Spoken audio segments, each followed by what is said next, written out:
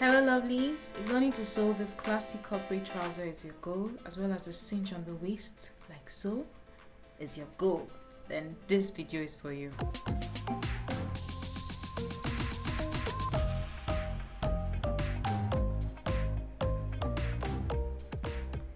So here are the patterns that have been cut out previously. If you check my previous video, you'd see that I cut out this pattern and created a fold.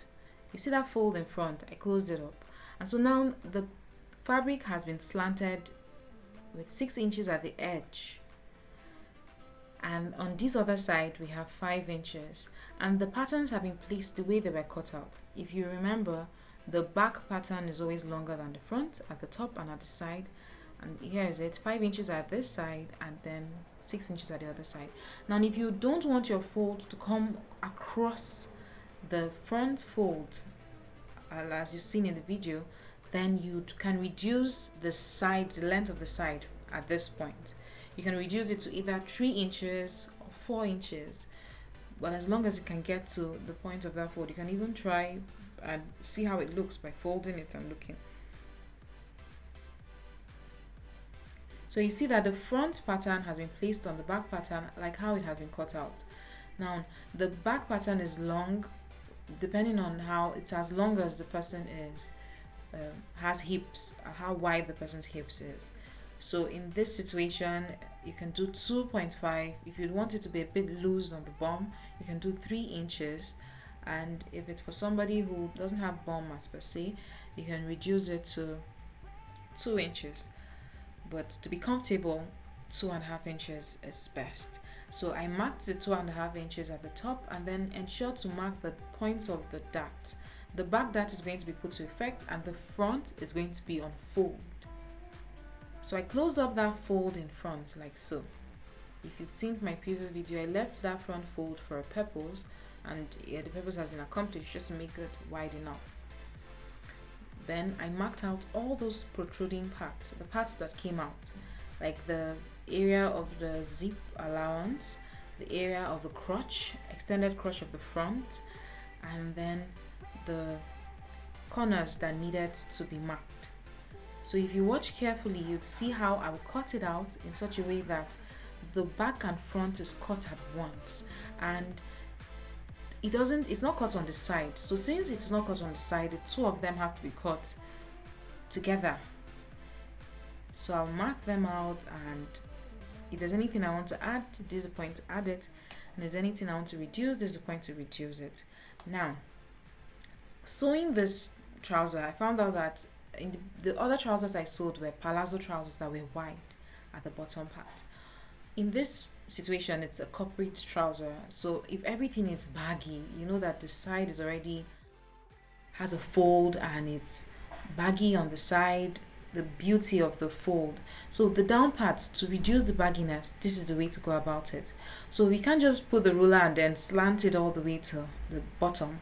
It won't look classy and beautiful. So you have to go in by 0.25 inches on the tie. You can see the mark there. Go in by 0.25 inches. If you see the cuttings I gave an allowance for freedom, for it to be loosed. So you find that the dart at the top also affected all the way down, so it's not going to be fitted on the body as per se. So here from the crotch area to that 0.25 inches, I marked it, then came to the bottom part and marked 10 inches without the allowance. You can see the tape has been placed within the allowance outside, and it's 10 inches because you can see the plus 4 inches. It means that the trouser is meant to extend by 4 inches down, and if you see using this ruler all the way down, you find out that it will reduce. So by the time it gets to the bottom, the edge at the bottom, it will be 9 inches without the allowance.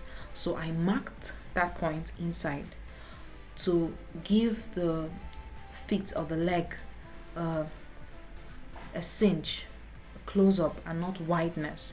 So I added 0.5 inches allowance, sewing allowance.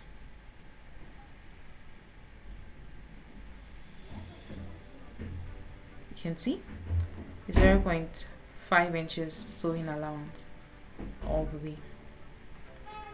So you can fold it this way, you see, because you're going to use this pattern to cut so many other trousers.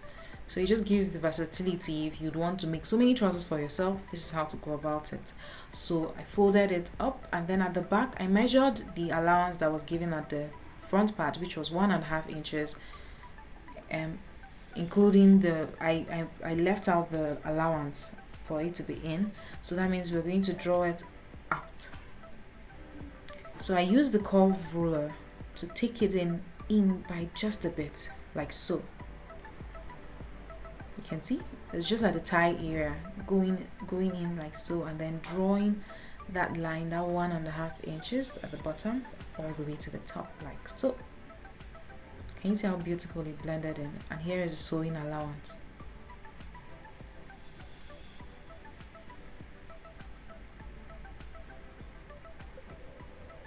And then you can fold it in like what we did in the front pattern to be able to cut it out. Yes. So in this, I told you about the extra 4 inches for the front. It has already been marked. And for the back pattern, it's 6 inches extra. So all of them just blends and settles in. You can see 6 inches and 4 inches.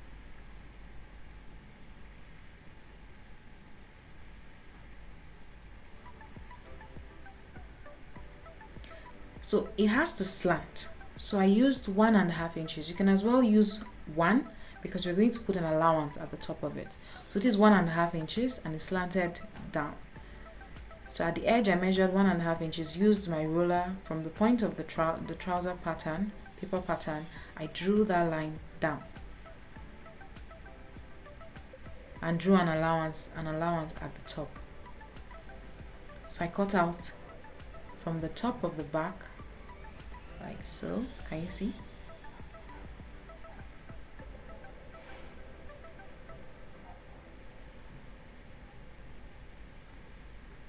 All the way to the slanted area at the side, like this,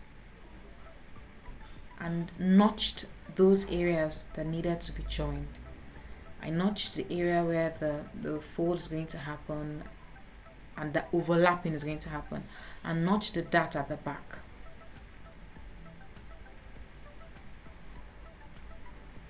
For the front, there will be no dart, but there's going to be a fold. So where the dart is meant to be is where we're going to make a fold in the front. Then I cut out the zip allowance for the front because that's what was extended out.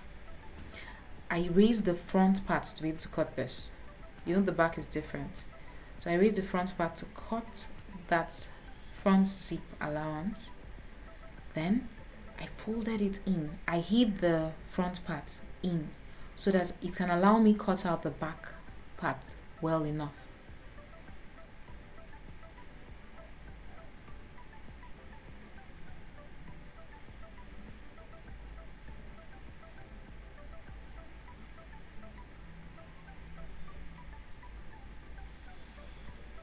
And since the back is protruding, I was able to cut it all the way. And then brought the front. Now, the reason for bringing the front is that I can now blend them all together and cut. Whatever excess is left of the front, I'll cut it out. You can see? Cut it all the way to the bottom.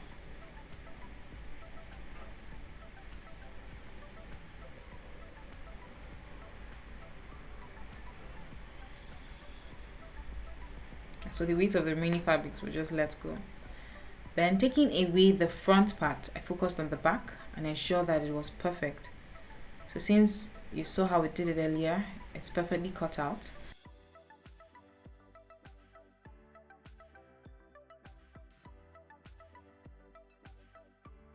Now you can see I'm placing the dart. Don't forget your dart.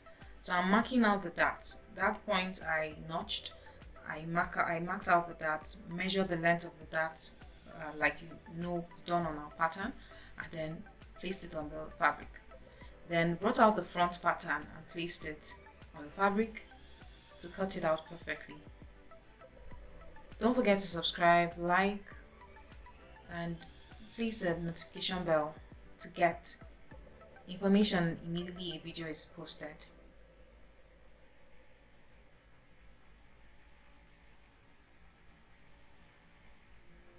So this is all the parts have been weaved. The edges have been weaved. And you can see the markings of the dart. Where the dart is going to be and where the fold for the front is going to be. As you can see here, the zip allowance. And having sewn all the parts together, I could not place every video in here. I could not place the placing of the zip and its details here, so I just showed you this. So now the fold for the front was by 1.5 inches. You can see this is the fold, and then place this belt rims. I'll show you how to sew the rims. Place the belt rims at the back, and then from the dart at the back 3 inches to the second rim for the belt, second rim for the belt, and then 3 inches at the front, 3 inches at the front of the other side, and we have all our belt rims. So this front fold now, I pinned it down, I've not sewn it yet. So I'll show you how to sew it. Just sew at this edge and at that edge. So I measured the front part, which was 16.5 inches, to be able to get the pattern for the back. And then measured the back part, 15.5 inches, just to get for the waist rim. I'll show you how to cut out perfectly a waist belt that will cinch perfectly on the waist. So this is the 4 inches SD. So I measured out half of that 4 inches, so it's 2 inches. 2 inches in the middle. Use the ruler to straighten out all the points that have been marked. You can see it's 17 inches. If you add up all the inches available plus 1 inch, I added the inches for the zip allowance and all other parts, added it up in it. So marking the middle of it, the 17 inches with each point, 5, I marked it, then 1 inches by the side. See, not the side that is open, I went further by 1 inch. Then at that top, there's going to be a connection between the top part of the 2 inches and the down part of that 2 inches at the midpoint. Can you see like this?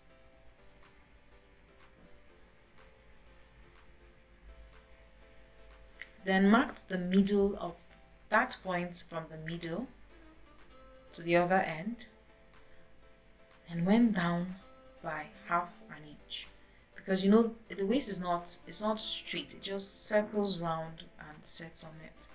So the half inch, use the curve ruler to blend from this end to the other end, and did the same at the top as well.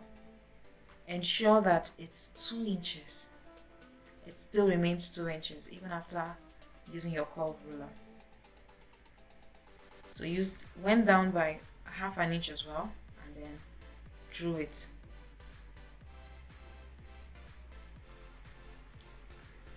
You can see, measure your 2 inches. I took note of the point of the 2 inches, and at the side 1 inch.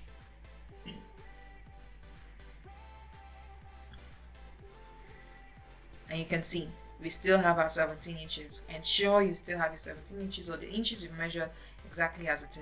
Then I cut out the midpoint of our waist belt. Then cut half an inch all around, as you can see, and made 2 parts, the back and the front. Then join the 2 parts. Now at the edge where there is a curve, is that part where there is a curve, the curve in, that's where we're going to sew on top. So take note of it. Where there is a curve in, like the part it makes it shorter. The part that seems shorter is where you're going to sew, while the part that is wider will be the one that will sit on the trouser. So this is for the rims for the belt. I used 2.5 inches, and since I could not go about sewing it, the material wasn't the sort that would be folded beautifully in. I sewed the edges, and when I was done sewing the edges wrong side up, I turned it over with a broomstick like this, then sewed on top of it again. sewed on top of it again to give me that perfect look of a belt rim. Then measure 3 inches. So the length of it is going to be 3 inches. So I cut out 5 to 6 of it. So here are the rims I'll be using. So here is to sewing it. So I sewed that folded part that's folded down.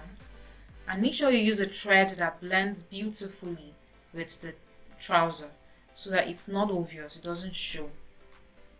Then I sewed on top of those folds.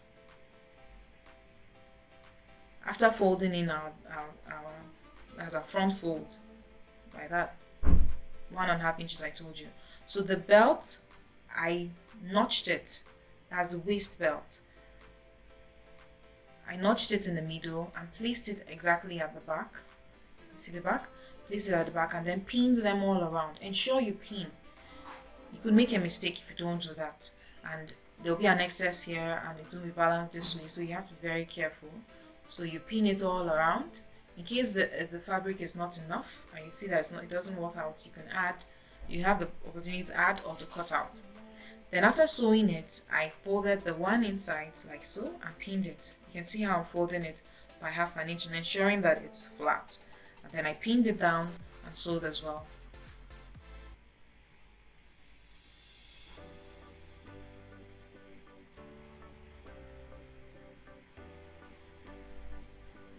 So I used the pin all the way around and then sewed it all around on top of it. As you're sewing, you should also look and ensure that it's giving a fine finishing at the back. And this is how it looks. Then sewing the rims for the belt. I folded it at the top. Remember, I placed it inside before placing the belt on it. So I sewed it at the top, and then this is the trouser around the feet area. Folded it and sewed all around. And voila!